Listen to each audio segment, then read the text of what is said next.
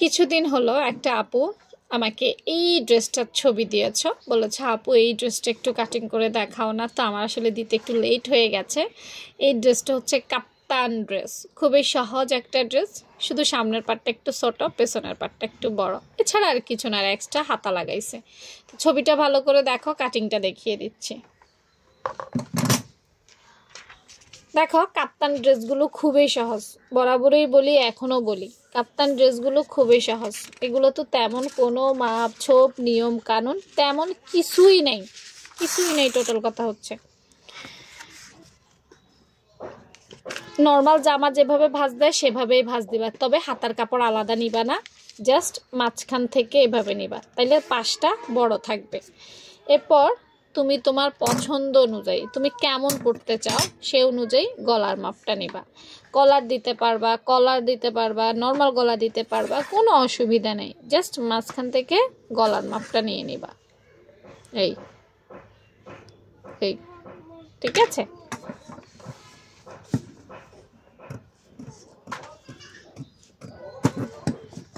ব্যাস এতটুকুই।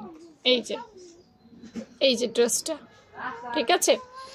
বডি পাশে দুইটা সেলাই দিতে পারো, বডিটা যেন ঢুকে সেজন্য, অথবা এখানেও সেলাই দিতে পারো। এই ড্রেসটার দুই সাইডে সেলাই দেওয়া হয়েছে, অর্থাৎ এখানে একটা সেলাই দেওয়া হয়েছে, এখানে একটা সেলাই দেওয়া হয়েছে।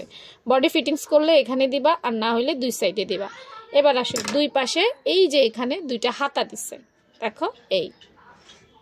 তো ছোট করে তোমার এক্সট্রা যে কাপড় থাকবে 5 ইঞ্চি করে তুমি হাতা দিতে পারো। হাতার মুখে আবার রাবার সেট করছে, জাস্ট এতটুকুই, আর কিছু না।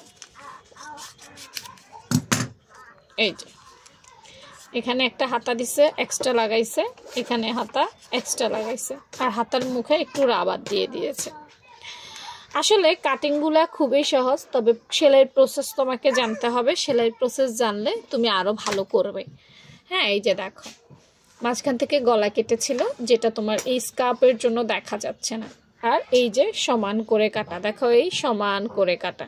হ্যাঁ, তারপর দুই পাশে দুইটা হাতা, যেটা দুই পাশে দুইটা হাতা দেখালাম। এখন আসো আরেকটা জিনিস, এটা হচ্ছে পেছনের পাটটা একটু বড়, সামনের পাটটা একটু ছোট, এটাই তো। তো তুমিও এমন করো, পেছনের পাটটা বড়ই থাকুক, সামনের পাটটা 2 ইঞ্চি কেটে ছোট করে দাও। ব্যাস হয়ে গেছে। তো সহজ ডিজাইন সহজে শিখতে রুমাপুর পেজটা ফলো রাখতে পারো। এই পেজে চেষ্টা করব সকল ধরনের ডিজাইন শেয়ার করার জন্য। ভালো থেকো, আল্লাহ হাফেজ।